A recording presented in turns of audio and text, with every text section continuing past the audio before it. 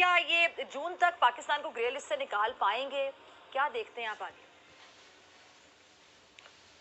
देखें फिजा, तमाम पैनलिस्ट की मैं बातचीत सुन रहा था। एक तो हमारे यहाँ कॉन्सेप्ट्स को बड़ा मिसअंडरस्टूड किया जाता है।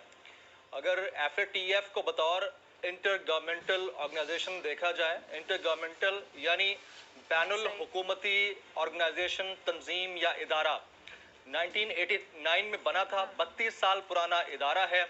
G7 समिट के नतीजे में ये मार्ज़े वजूद में आया और इसका काम था मनी लॉन्ड्रिंग के ऊपर काम करना, यानी मनी लॉन्ड्रिंग के इंसदाद के लिए पॉलिसीज मुरतब करना। सन 2001 में जब 9/11 हुआ है, उसके बाद इसमें टेरर फाइनेंसिंग के एलिमेंट को भी शामिल कर लिया गया कि अब टेरर फाइनेंसिंग के हवाले से भी इसमें तजावीज़ या जो सिफारिशात हैं वो पेश की जाएंगी।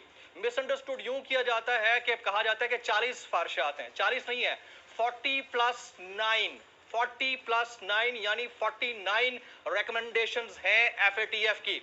और हमारे यहाँ एक और चीज बड़ी मिसकॉन्सेप्शन की तरफ ले जाती है। कहा जाता है जी कि व्हाइट लिस्ट में कब जाएगा। भाई कौन सी व्हाइट लिस्ट यार, कौन सी व्हाइट लिस्ट? सिर्फ दो लिस्ट हैं, एक ग्रे लिस्ट होती है, एक ब्लैक लिस्ट होती है। जो ब्लैक लिस्ट होती है उनका स्टेटस होता है एनसीसीटीज, यानी नॉन कोऑपरेटिव कंट्रीज या नॉन कोऑपरेटिव टेरिटरीज, एनसीसीटीज कहा जाता है। और जो ग्रे लिस्ट होती है उसके अंदर अब कर्जा देने के ऊपर, कर्जा लेने के ऊपर और दीगर तमाम फैसिलिटीज के ऊपर पाबंदियां लगा दी जाती हैं। अब तक जो एज ऑफ नाउ ताज़ा सूरत हाल है, इसके मुताबिक टोटल 18 ममालिक हैं जो ग्रे लिस्ट में है, 2 ममालिक हैं जो ब्लैक लिस्ट हुए हैं। हमारे दोस्तों में से अक्सर को शायद हमें भी ना पता हो कि ब्लैक लिस्टेड कंट्रीज कौन से हैं। एक ईरान है, दूसरा शुमाली कोरिया है। बाकी जो ममालिक ग्रे लिस्ट में हैं उनके ऊपर पाबंदियां हैं। पाबंदियां किस नौइयत की हैं? यानी ये ममालिक कर्जा नहीं ले सकते, इनको अगर कर्जा मिलता है तो सख्त शराइत होती हैं, इनके ऊपर चेक रखा जाता है, 2 स्टेटसेस दिए जाते हैं।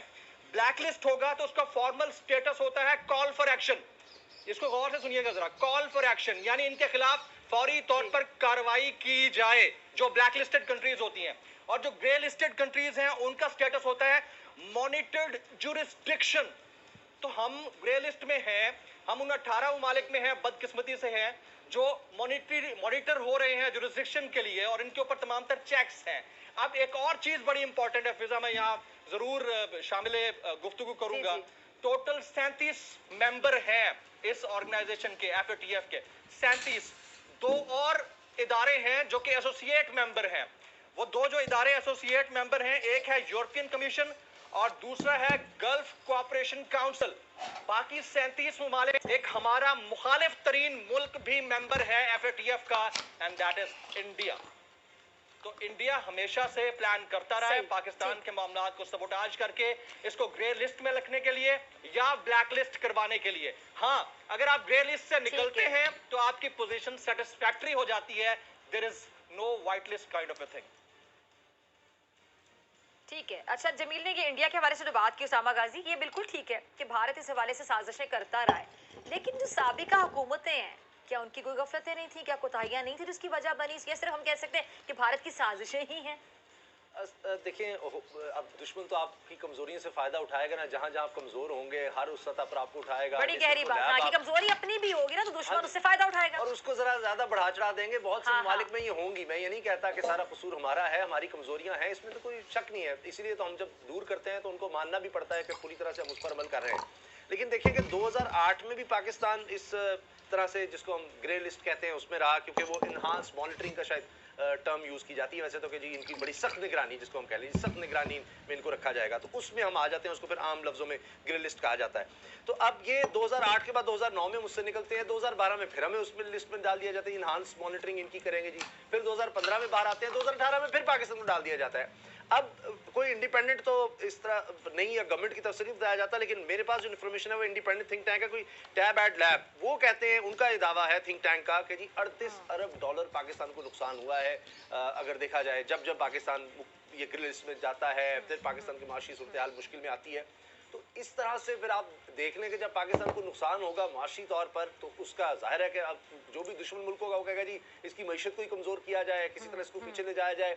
आप जब भी देख लें कि कहीं भी पाकिस्तान को कोई सहूलत मिल रही होती है तो उस पर भारत जरूर वावेला करेगा, जी आप क्या कर रहे हैं, इसके साथ आप इस तरह के ताल्लुकात क्यों बना रहे हैं। हाँ, क्योंकि ताकि पाकिस्तान का अफगानिस्तान में आप देख अमन, लें, पाकिस्तान में कुछ अच्छा हो रहा है, ये भारत को तो बर्दाश्त ही नहीं होता। किसी भी, और वो पकड़े भी गए, रंगे हाथों पकड़े डिसेंट, तो साजिश जहां जहां करते हैं, उसका जोर चलेगा, जहाँ हाथ जहां जहां पड़ेगा, उसका, हाँ। हाँ जी, इकमाम तद्दा की सतह पर भी आप देख लें। और ये नहीं है कि फिर पाकिस्तान भी ज़ाहिर है स्कोर सेटल करने की कोशिश करता है, जहां पाकिस्तान कर सके कि जी इंसानी हकूक की पामाली जहां जहां भारत कर रहा है हाँ। वो हम दुनिया के सामने लेकर आते हैं।